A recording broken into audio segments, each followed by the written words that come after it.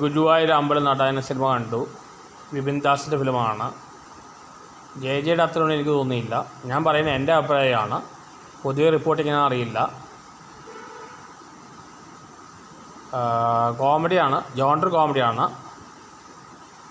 Comedy മാത്രമേ ഉള്ളൂ, വേറൊന്നുമില്ല. ആദ്യമുള്ള കോമഡി എൻജോയ് ചെയ്തു, ഫസ്റ്റ് ഹാഫിലല്ല. കുറച്ച് കഴിഞ്ഞപ്പോഴേക്ക് കോമഡിയുടെ നിലവാരം കുറഞ്ഞ തോന്നി. കഥ ഒട്ടും റിയലിസ്റ്റിക് അല്ല,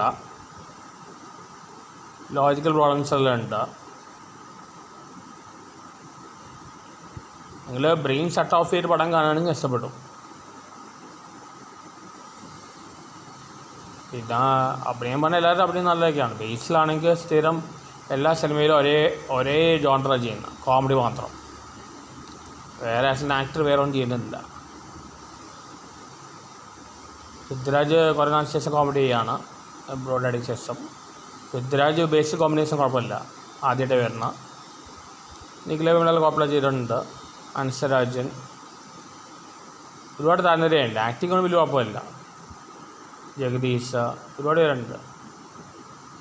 ബൈജു ആക്ടിങ് വലിയ കുഴപ്പമൊന്നുമില്ല. കോമഡിയുടെ നിലവാരം കുറച്ച് കുറവാണ്. ഒരു കല്യാണം നടക്കുന്ന കഥയൊക്കെയാണ് അത്. കല്യാണം നടക്കുന്ന രീതിയിലും നല്ല നടക്കുന്ന, പ്രത്യേക മെസ്സേജ് ആക്കണമൊന്നുമില്ല. അവിടെ കണ്ടിരിക്കാം, വൺ ടൈം കണ്ടിരിക്കാം. ഞാൻ പറഞ്ഞ എൻ്റെ അഭിപ്രായമാണ്. പൊതുവെ എങ്ങനെയാണെന്ന് എനിക്കറിയില്ല. എൻ്റെ അഭിപ്രായം എനിക്ക് പറയാൻ പറ്റുള്ളൂ. കണ്ടിരിക്കാം.